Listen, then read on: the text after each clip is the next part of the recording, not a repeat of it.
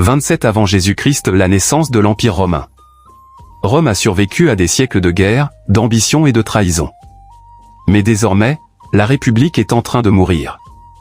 Depuis près de 500 ans, Rome n'était pas gouvernée par des rois, mais par des lois, des magistrats élus et le Sénat. Le pouvoir devait être partagé. Aucun homme ne devait régner seul. Pourtant, l'expansion sans fin entraîne des conflits sans fin et avec eux, des hommes qui veulent plus que l'honneur. La guerre civile déchire la République. Les généraux lèvent des armées privées. Les loyautés se vendent pour l'or et la gloire. Jules César franchit le Rubicon et prouve qu'une armée peut écraser la tradition. Lorsqu'il est assassiné en 44 avant Jésus-Christ, la République espère se sauver. Au lieu de cela, elle s'effondre plus vite encore. Rome plonge dans le chaos. L'héritier de César, Octavien, affronte de puissants rivaux notamment Marc-Antoine, allié à Cléopâtre d'Égypte. La lutte pour le pouvoir atteint son point culminant en 31 avant Jésus-Christ, lors de la bataille d'Actium. Les forces d'Octavien l'emportent. Antoine et Cléopâtre sont vaincus. Rome appartient désormais à un seul homme. Mais Octavien est prudent.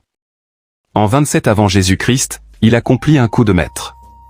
Il annonce qu'il rend le pouvoir au Sénat et qu'il restaure la République. En retour, le Sénat lui accorde des pouvoirs extraordinaires et un nouveau nom, Auguste, qui signifie « le Vénérable ». Rome n'est plus une république.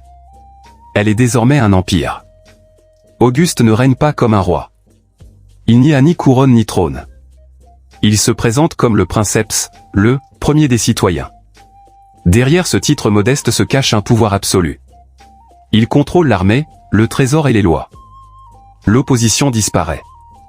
La stabilité revient. Après des décennies de sang et de chaos, le monde romain respire enfin. Sous Auguste commence la Pax Romana, une période de paix relative qui durera près de 2 siècles. Des routes traversent les continents.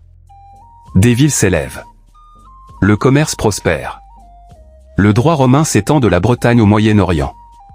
L'Empire devient la colonne vertébrale du monde antique. Mais cette paix a un prix. La liberté cède la place à l'ordre. Le Sénat devient une institution symbolique.